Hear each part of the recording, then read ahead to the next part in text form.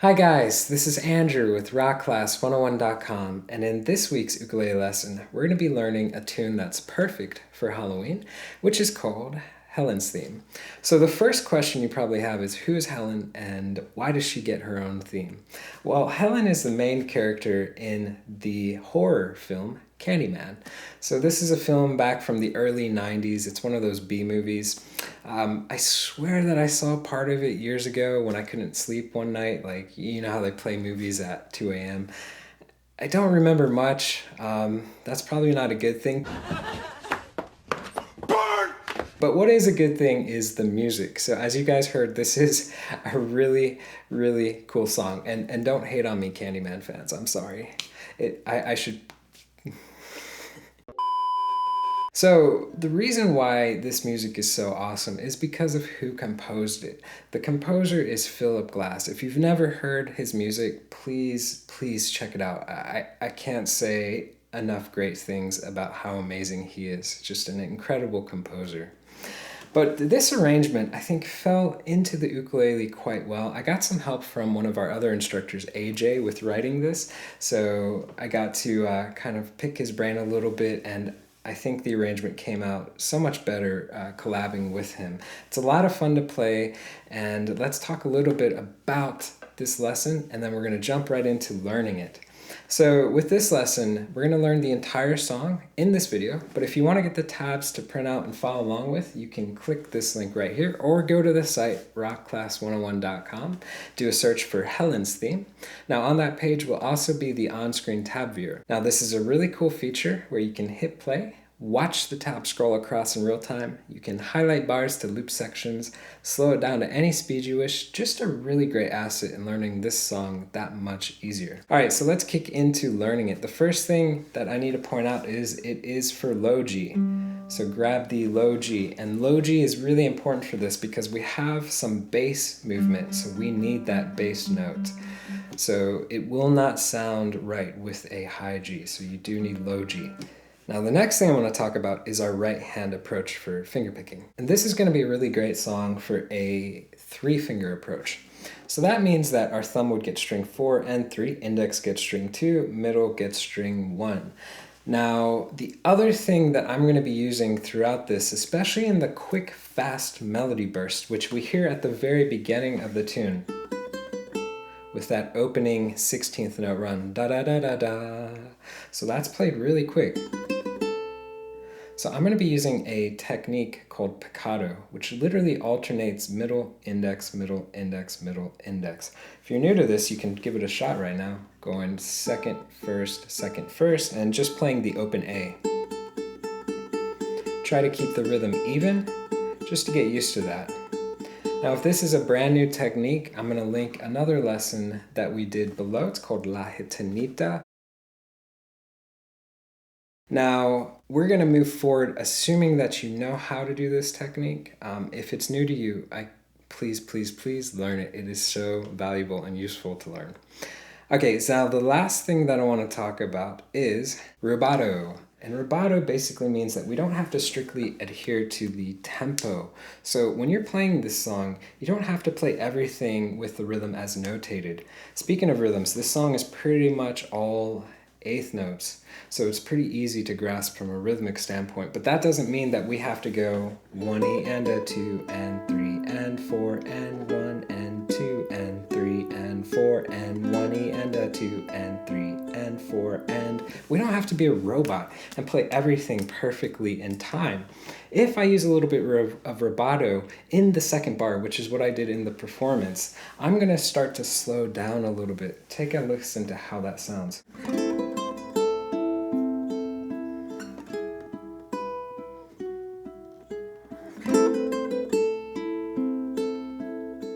But you can hear la da da da da da da ba ba da da da da ba da da da la da da da da da da da, da, da. Right, that's probably a better idea of an example. And again, if you go back and listen to my performance in the beginning of this video, you can hear rubato being used. So basically, it gives you a little bit of leeway with the tempo. Now, that doesn't mean that you should play an eighth note like a half note, right? Use it sparingly, use it tastefully, but you don't have to be a robot throughout this tune. If you listen to the original performance from the movie, which is played on piano, you'll hear rubato used in that section, plus in the second theme, so the B melody of this tune. You'll hear it used in that. I did not use it in the second theme, but again, music is up to you. You're the interpreter, so you decide when you want to use it, or if you don't want to use it. It's always up to you. All right, let's go ahead and jump into learning this. We're going to start with theme 1, and here is the first bar.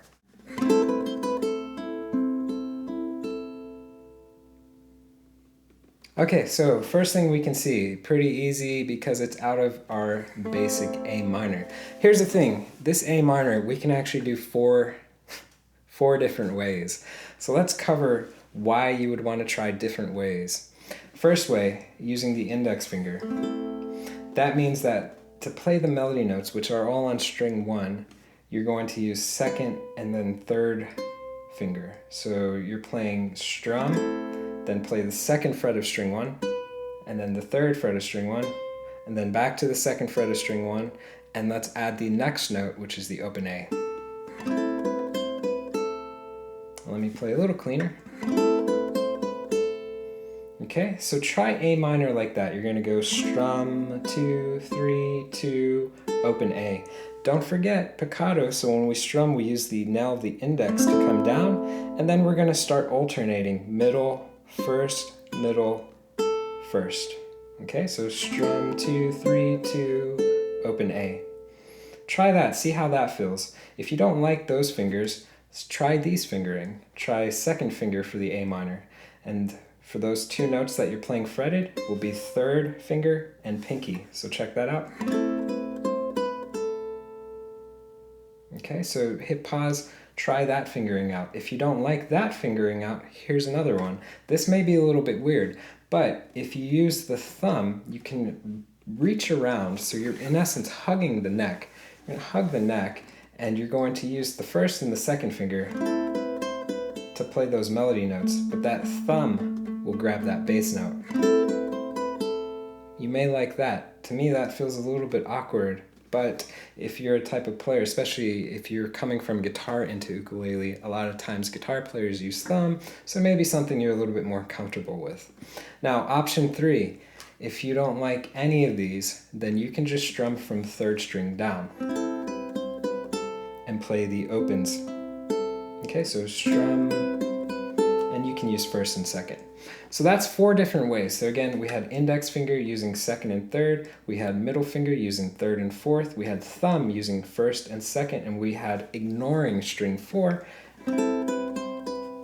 using first and second. Okay, so 4 different ways. In the performance video, I actually did a combo of 3 of them. I did every one except the thumb. So I kind of just flip-flopped from here and there and whatever felt right. I wasn't really thinking too much while I was performing about the left hand. I was more so into how I was playing the tune and kind of just trying to vibe into the feel of it. So try those 4 out, pick the one that you like the most, and let's continue. So the big thing to point out rhythmically for this is that we are playing 16th notes. 1 E and okay, after that, all 8th notes. So quick burst at the beginning. 1 E and that open A is beat 2. From here, you're just going to be picking out of the A minor. So you're going to go string 2, string 3, string 1, string 2, string 1. So memorize that pattern. 2, 3, 1, 2, 1. So think of the melody we have. La da da da da, 2, 3, 1, 2, 1. 2, 3, 1, 2, 1. Okay? If we slow it down, let's count the rhythm out. You can try with me. 3 and 4 and 1 E and a 2 and 3 and 4 and. Okay, let's try it again. I'll count us off. And here we go. 3 and 4 and...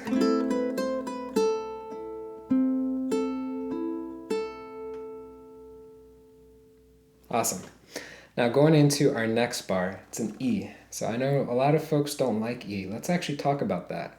A lot of folks don't like E because it uses 3 fingers, which is kind of really difficult. Now we're playing on a low G because that means there's one big difference between a high G. It means the 4th string is an octave lower.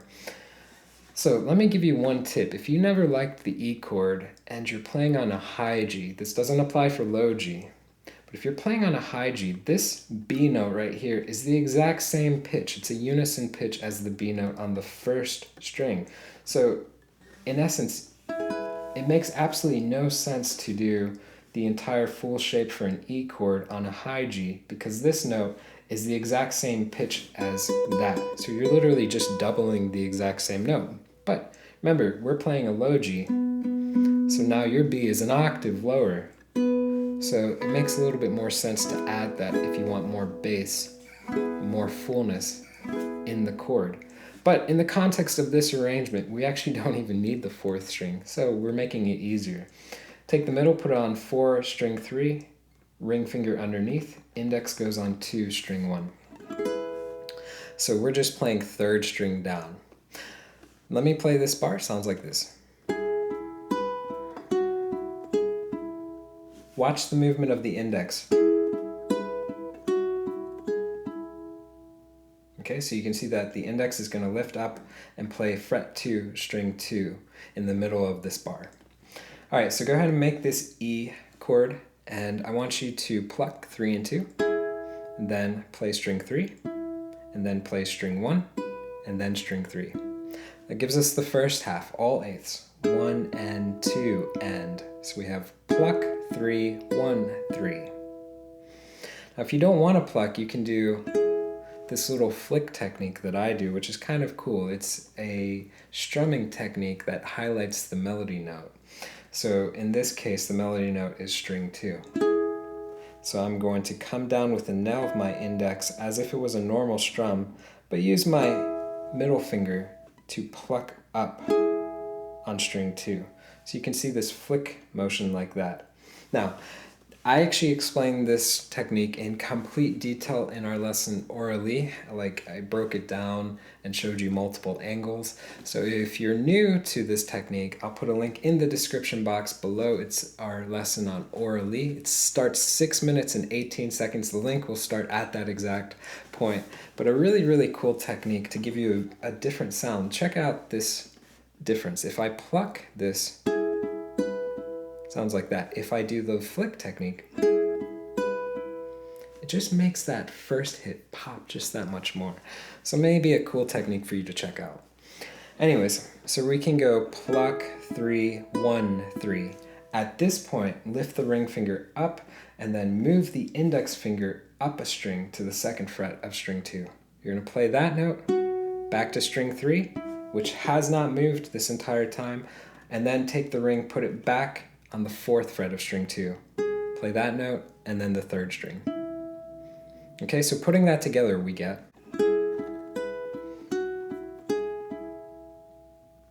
Okay, remember eighths, keep it steady. So we have 1 and 2 and 3 and 4 and... Alright, let's give it a shot. You may want to hit pause and practice that little transition because it is tricky. 1 and 2 and lift the ring up, move the index up. 3 and 4 and... But together nice and slow. 3, 4, 1 and 2 and 3 and 4 and... Okay, now if we backtrack, let's try bar 1 into 2. 3, 4...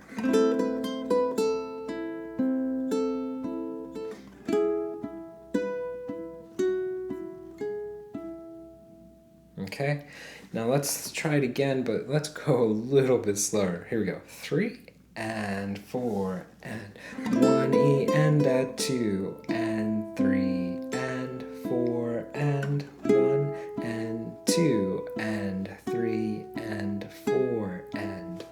Now let's go back and talk about rubato for a little bit.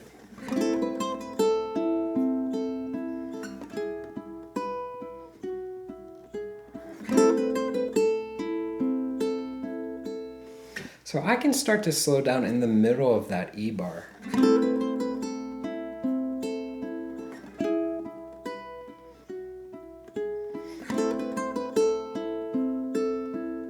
And you can already tell the third bar is identical to the first bar, so I can start to slow down in the middle. La da da da da da bum ba da da da da da dum ba da da da la da da da dum bum ba da da. Right, so that is what you hear on the original, and that's kind of the interpretation that I wanted to keep in as well, was to just put a little bit of stylistic approach in terms of altering the tempo. So altering the tempo is awesome technique to do. You hear it a lot on songs, especially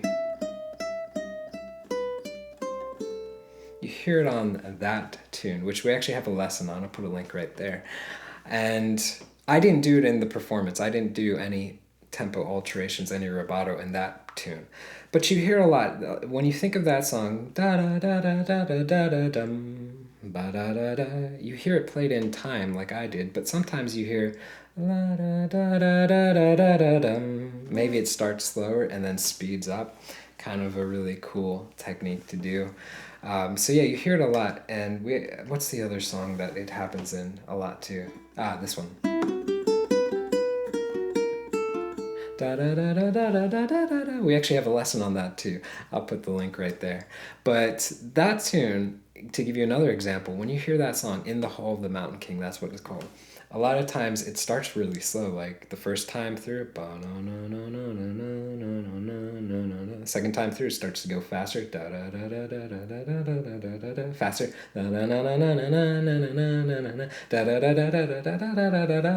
it gradually builds in the tempo. So that's another example of rubato and changing and altering the tempo. So it doesn't always have to be like gradually slow down. Sometimes it can be the opposite. It can be gradually speed up.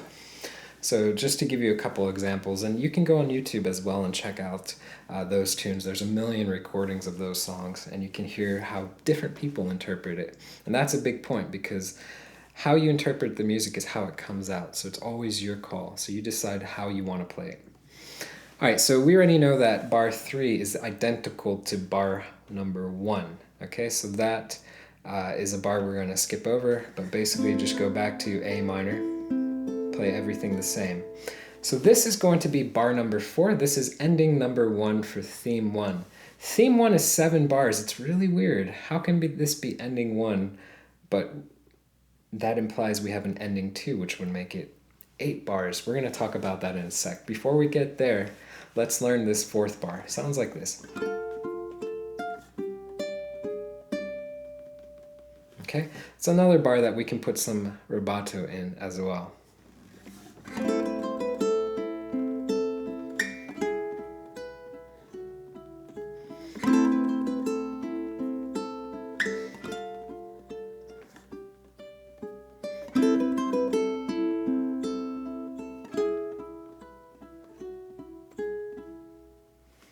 Just to give you one more little taste of rubato. So that's what this next bar sounds like if we apply a little bit of rubato into it. So, for example, applying rubato into 2 and 4. If you don't like both, then you can put it in 1 or you can put it in none. So enough of those points. I think you get the idea of it, but it's a big takeaway of this lesson. All right, so with this 4th bar, we're going to be making an F chord. So lay flat on the 5th fret, strings 1, 2, and 3. Add your pinky to the 8th fret of string 1. Okay, so for this, we're just going to be picking our way out of the first half. So we've got strum, 3, 2, 1. So we're just going to pick our way down. So strum, 3, 2, 1. Here we're going to switch positions. We're going to go to the 3rd fret of string 2 with the index. Ring is on 5 on string 1. So you're going to play 3, 5, and then use your middle finger, go up a half step, play 4 on string 2, and then 5 on string 1. So ring stays anchored. Still 8th notes.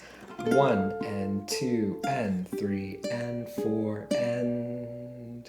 So pretty simple.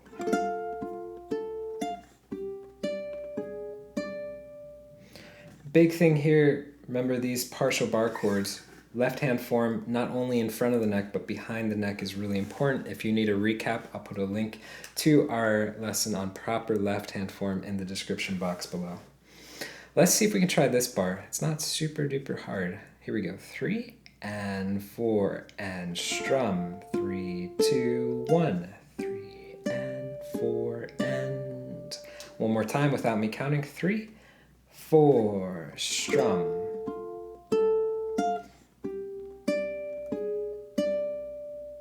Okay, let's backtrack. Let's try bars 1 through 4. 3 and 4 and.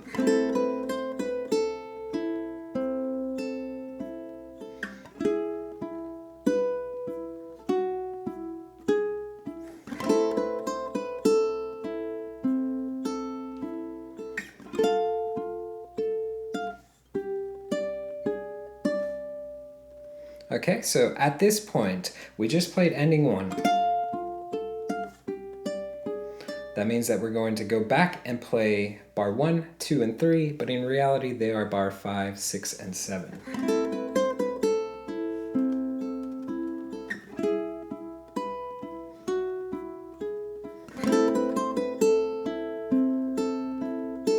So at this point we're going into ending number 2. Here's the thing that's weird. So I was saying, how can this be ending number 2? But it's also the start of theme number 2, so the B melody of the song.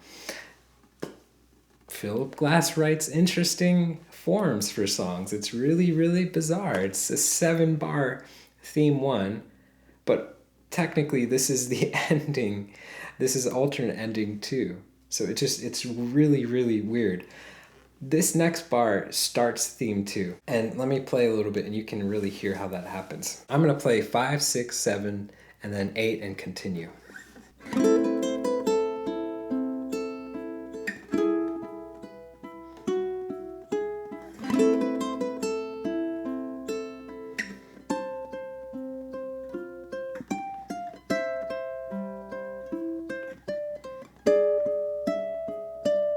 It repeats.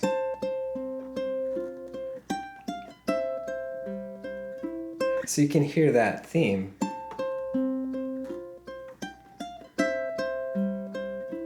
Even though it's ending 2, it sounds like the start of the next theme. So a little confusing. But keep in mind this. Theme 1, 7 bars, and alternate ending 2 starts theme number 2. Okay, because it starts a new theme in the music, a new vibe in the music. Okay, so let's go ahead and tackle this bar. And this is bar number 8 in the tune. And if you're following with the tab, this is bar number 5, so I'll figure out what to put up there so it's not confusing. Here is what it sounds like.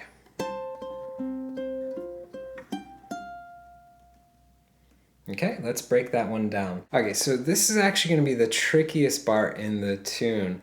And the reason why is because of, well, 2 reasons. It's got a bit of a stretch, and second, it has some bass movement that's happening. That's actually one of the benefits of playing a logi, is that we can have bass movement. Take a listen to beat 2 and beat 3 in this bar and the next bar, and you can hear that bass movement.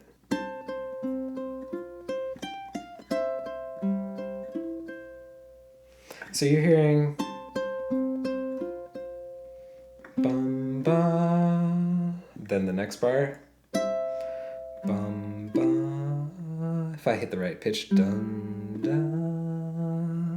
Kind of a neat little movement.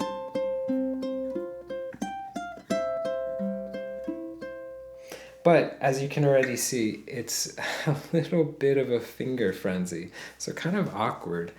All right, so this first chord, let's break it down. It's an F, and we're gonna start with the index on 8 on string 2, pinky on 12 on string 1, and then take the middle, this is the kicker, put it on 10 on string 4. The third string is open. So it's an F chord, but it's probably not a shape or a voicing that you've played before, so a little bit new. So first thing, I want you to start without the middle finger. So just first and pinky down on 8 and 12. So we're going to pluck strings 1 and 2 together, and then play string 2, and then you're going to play string 3 open, and then back to string 2. So all eighths, and this is the first half. 1 and 2 and. Now at this point, take that middle finger, put it on 10 on string 4, play that note, and then play string 2. Okay? So keeping all 3 fingers intact. So we have 1 and 2 and 3 and.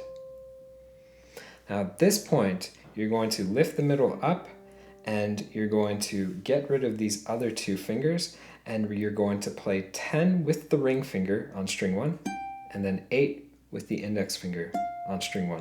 Now here's the other thing that's really important. While we're lifting all these other fingers up, the only thing that we want to ring out is the melody of 10-8 on string 1. To get it to be that clean, to get our playing to sound like that, we have to take the palm of our hand and touch these other strings, 4, 3, and 2. That's going to help mute any unwanted noise of the strings ringing out over our playing. Check out what happens if I don't. You can hear the difference. You hear unwanted noise. Like that, right? So we don't want to hear anything bleeding into. We just want to hear clean playing. And to do that, we have to use the palm of our right hand to touch the strings to help mute it. Now, if you're new to this concept and using this kind of technique or this approach with your right hand, I actually wrote a finger-picking etude that talked in depth about using this technique, and I'll put a link in the description box below. I can't remember, we're on like finger-picking etude 20 right now, so I can't remember the number, but I'll find it and I'll link it below. So, and I'll probably put it up here, but definitely check that lesson out. Really, really useful technique to learn to help make your playing clean. All right, so let's try this bar together nice and slow. 3 and 4 and pluck. 2, 3, 2, 4, 2, 10, 8. So you're going to touch those strings after the end of 3. 1 and 2 and 3 and touch. And you can see when I touch, I lift those other fingers up and go to 10, 8. Okay? So it all happens at unison. All right, so that is the first bar for theme 2. The next bar for theme 2 sounds like this and has that same little bass movement that you're hearing on beat 2 and then 3. All right, so before we learn how to play this C chord, you may be wondering, hey, you're wearing a different shirt. Well, it's the next day. I had to quit recording. Last night, a really bad storm came in, and yeah, you probably heard some thunder in the background. I haven't edited this video yet, but yeah, things got really rough outside. But anyways, it's the next day, and it's nice and calm outside, so let's go ahead and learn this C chord. So this chord, to form it, we're going to basically make what is the basic G chord moved up the neck until it becomes a C. But we're going to get rid of the index finger and we're going to use different fingerings. Now the first question that may come to mind is, what is this moving chords up the neck? If you have never done that, it's basically a method that guitar players use a lot that works really well for the ukulele. It's called the caged method. And as I highlighted, you can take these basic chord shapes, you can move them up the neck till they become other chords. And in doing so, you can create nice harmonies. So for example, if one person is playing this basic C chord and you want to play with them, most of the times you're going to copy them and play the same C chord, but you can be different and you can add to the music and you can add color by playing a C chord up higher on the neck. So it just gives a nice complement to this. Now, if you're new to that method and you want to learn more about it, I'll put a link in the description box below to our complete in-depth lesson on it. Really, really useful stuff. Great for breaking away from playing only in the beginning of the neck. All right, so for this chord, again, it's that same G shape moved up, but we're going to use these fingers. We're going to use index for 7 on string 1, middle would play 8 on string 2, and eventually we're going to be adding the ring finger to 9 on string 4, with the C string being open. Okay, but as we saw in the last bar, we're starting without the 4th string intact. So just 1st and 2nd down for right now.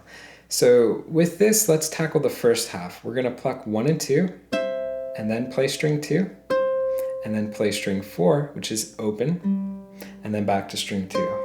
So all eighths, you have 1 and 2 and. Now at this point, that's when you're adding that ring. So remember I talked about the bass gets added to the 2 and beat 3. So pretty neat, right? So we have adding the ring to 9 on string 4, play that note, and then you're going to play the second string after it. So together, let's look at that. That comprises beats 1 to 3. So we have 1 and 2 and 3 and. Okay, again calling it out, I have pluck, 2, 4, 2, add the ring, 4, 2. Okay, so let's try just up to there. 3 and 4 and 1 and 2 and 3 and. Now at this point, you're going to take that pinky, put it on 10 on string 2, play that note, and then lift it up and play string 2 again, which is the 8th. So you can see during beat 4 and, I keep this chord intact, so all 3 fingers remain anchored. So watch me play the entire thing, you can see that playing out. Okay, so it just remains constant after you add it. So let's see if we can try the entire bar together. 3 and 4 and 1 and 2 and 3 and 4 and. Nice. Now let's backtrack. Let's try bar 1 into 2 for this second theme. So here we go. 3 and 4 and.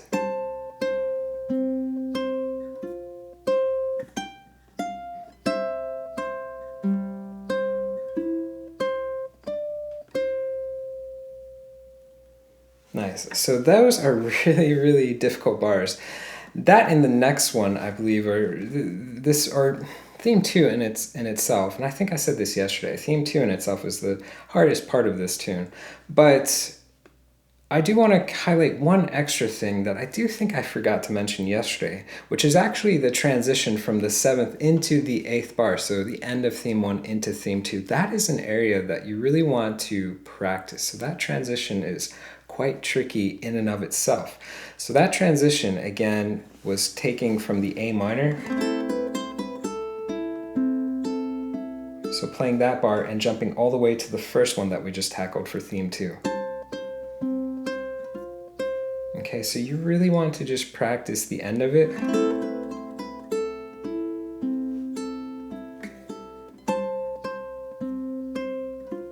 Into that start of that 8th bar.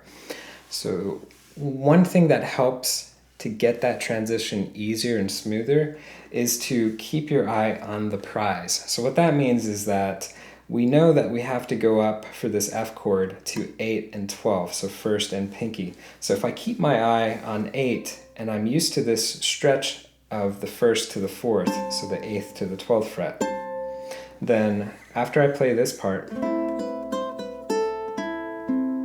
my eye is on 8th fret, I can just move my index up until it meets my eye, and then I can put that finger and that finger down. So don't watch your hand move up.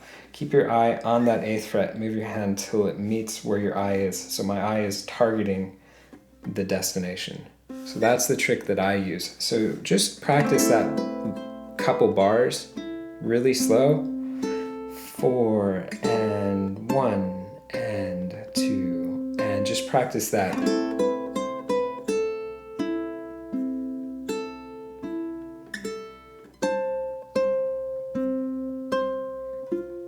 Start super slow, like that speed, and then gradually work it up. But keep your eye on the prize, it's going to make that transition so much easier. All right, so going on to the 3rd bar for theme number 2. This is going to be an E7. Let's learn the chord shape first. It's a little tricky. So take the middle finger, put it on 8 of string 3. Pinky goes on 10 on string 2. Index goes 7 on string 1. We're going to ignore string 4 for this. So we're just playing 3 down. So this gives us our E7.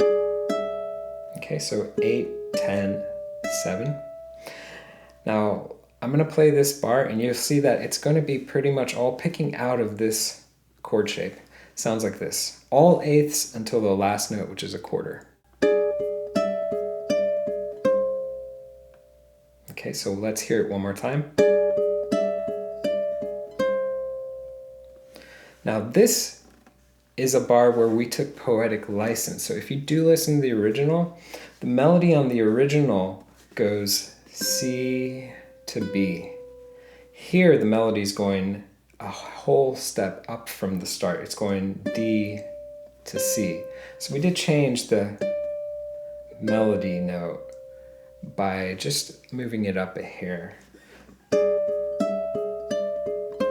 Okay, so let's go ahead and make this chord shape, and we're going to start by plucking 3 and 2 together, and then hit string 3, and then pluck 1 and 2 together, and then back to string 3. So that gives us the first half. 1 and 2 and. Okay, so again, pluck 3, pluck 3. Next, we're going to play string 2, and then string 3. And here's where it changes. You're going to lift that pinky up and then put the ring finger underneath the middle. So it's 8 on string 2. So we have pluck 3, pluck 3, 2, 3, 2. And you got to transition to that 8th fret of string 2 for the last note. That last note lasts a quarter note. So we break out of the eighths for just this note. Okay, that's what it sounds like up to speed. Let's give it a shot. It's not super duper hard compared to the last two. 3 and 4 and 1 and 2 and 3 and 4. Okay, now we're going to backtrack. We're going to try those first 3 bars for theme number 2. So here we go. 3 and 4 and...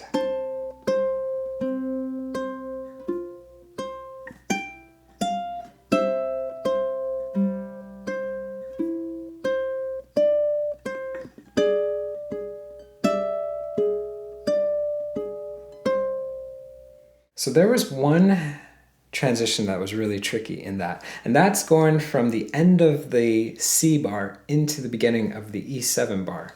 So let me play just that second into that third bar.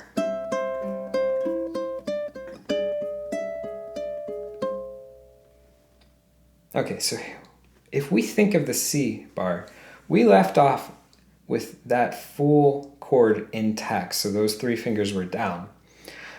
When we're transitioning from the C to the E7, we can leave the index finger in place. It stays anchored because we need to play that 7th note for E7. But what happens is the 3rd finger lifts up and the middle finger goes directly up a string, and then pinky goes down onto the 10th fret of string 2. So you may want to practice that transition. So from C, transitioning to E7, again, lift the ring up, move the middle directly up, put the pinky down. First finger stays put, doesn't move. You can put that into a time frame to practice as well, like 1, 2, 3, 4, 1, 2, 3, 4. But you want that transition to happen in unison. So you can see how those 2 fingers will lift up and move in unison. So that's the trick there. We don't want to go ba-ba, we want to go together. So practice that transition. That is, again, one of the most tricky in this little tune. But let's take a look at what happens next. So again, just like in theme 1, we're going to see repetition. And that's good because that means that you've already learned the music, so you're just going to play it again. Repetition in this case is going to be the same 2 bars. So you're going to go back and you're going to play the F bar. Exactly the same, then to C. Exactly the same. And then when you get to E7, same transition, so everything I just talked about.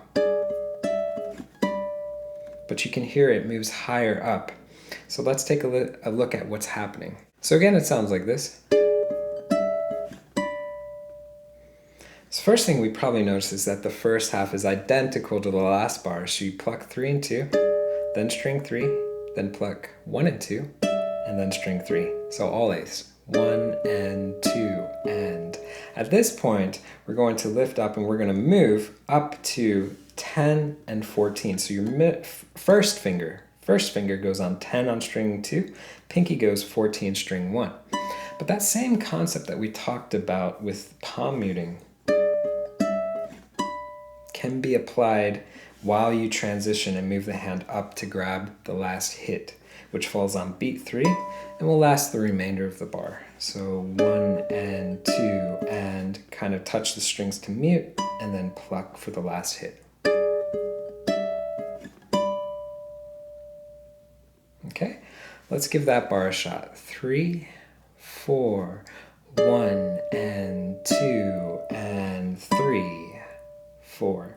So same thing also that we talked about earlier, keep your eye on the prize, in this case 10th fret, so that dot. So remember the uke has dots, not every brand is uniform in their dot layout.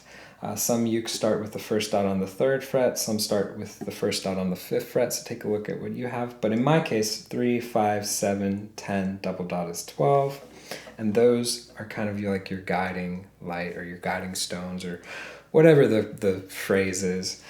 Memorize the dots, they help you jump around the neck. So that covers the entire theme 2. So theme 2 in its entirety was 1, 2, 3, 4, 5, 6 bars. So kind of odd. So this whole song has a really odd form, right? Theme 1 was 7 bars, theme 2 was 6 bars. It's kind of weird. And then we also talked about how the ending of theme 1, ending 2 was the start of theme 2. So yeah, Philip Glass, he's quite the creative writer, but it does sound really cool overall. So let's go ahead and play through all those 6 bars for theme 2. We'll play a little bit of a faster pace so we can actually hear a little bit of that melody. And here we go. 3 and 4 and...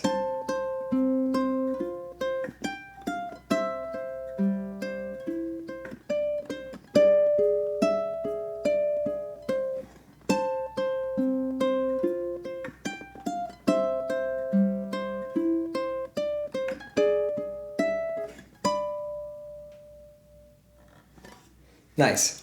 So after that, you're going back into theme 1. So you're going to play the first whole part of theme 1 again up until that ending 2. Because when you get to that ending 2, which starts the next theme, then that is actually going to be playing what we just demoed and we just learned down here. We're actually going to be playing it an octave lower.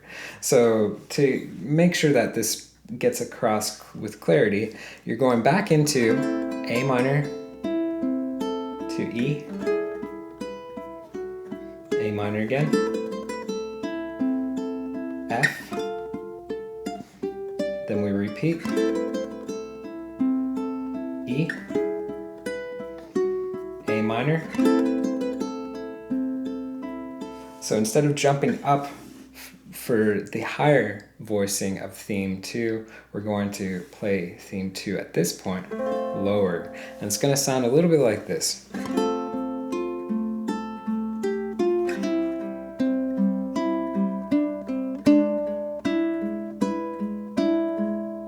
So there's the first 3 bars.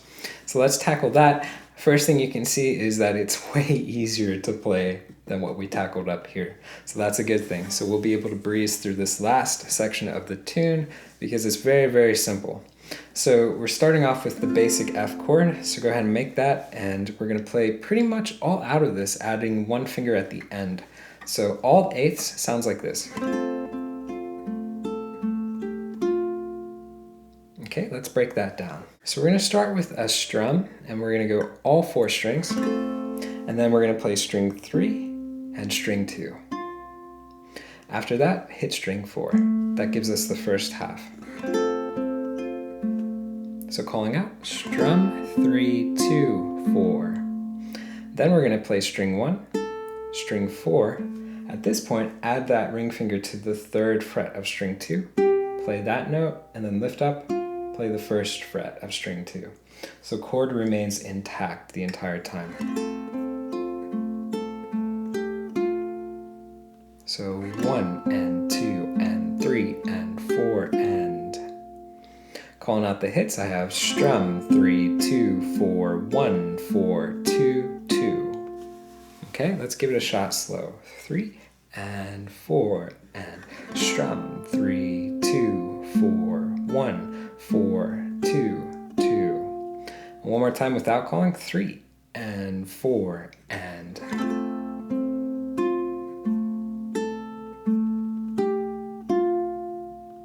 Nice. After this, we're going to our C chord with all opens. The key with this is to strum 4 to 2, so we're going to ignore string 1. Now this bar sounds like. Very, very easy. So we're going to strum 4 to 2, play string 4, 3, 4, 2, 4. Okay, so strum 4, 3, 4, 2, 4. At this point, take that middle, play second fret of string 3, and then open. So open C. So put it together. 1 and 2 and 3 and 4 and calling out hits. Strum 4, 3, 4, 2, 4. Second fret, open C. Let's give it a shot together. 3 and 4 and strum 4, 3, 4, 2, 4, 3, 3. Okay, now let's backtrack. Let's try those first couple bars put together. F to C. 3 and 4 and.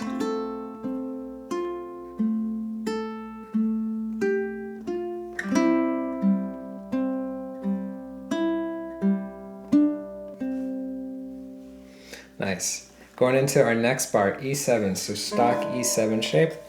This one we're going to be plucking double stops, so that means 2 notes at one time. Sounds like this.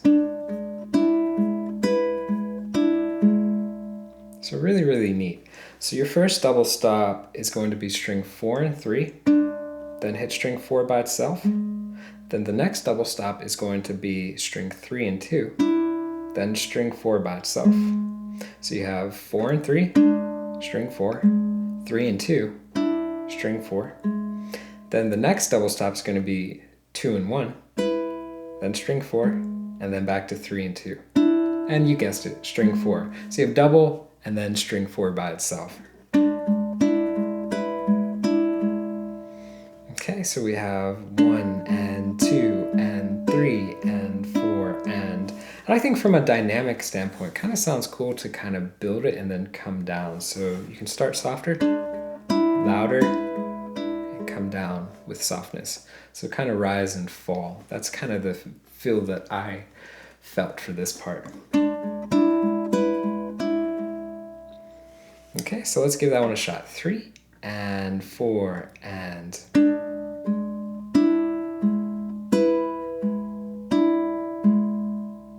Nice.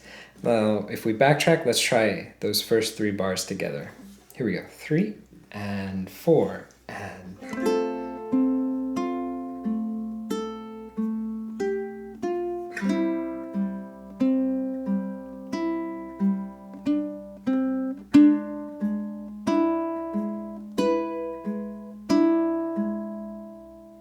Awesome. So after this, you're going to play the F bar again. Everything identical to the C bar.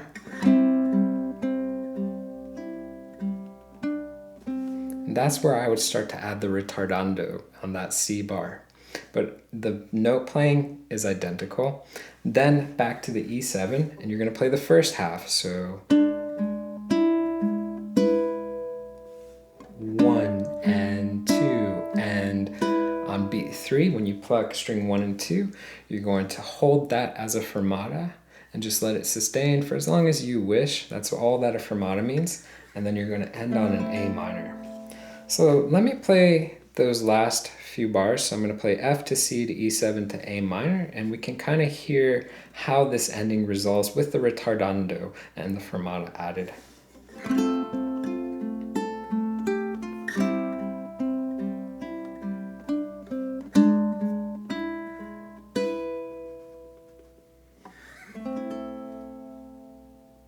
Now that last A minor, do a little arpeggiated strum, so instead of going like that, we just want to hit one string at a time. Ba-da-da-da. It sounds really, really nice. Great way to end it. So let's see if we can try from where I played. So F to C to E7 to A minor. Let's give that a shot. 3 and 4 and...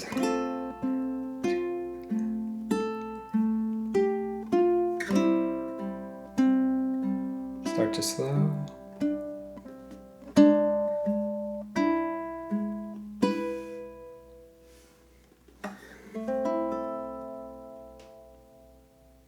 And now let's see if we can try the entire theme for this last one, so theme 3. 3 and 4 and 2 and 3 and 4 and...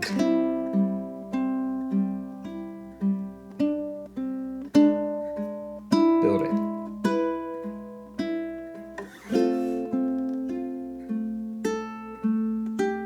Start slow.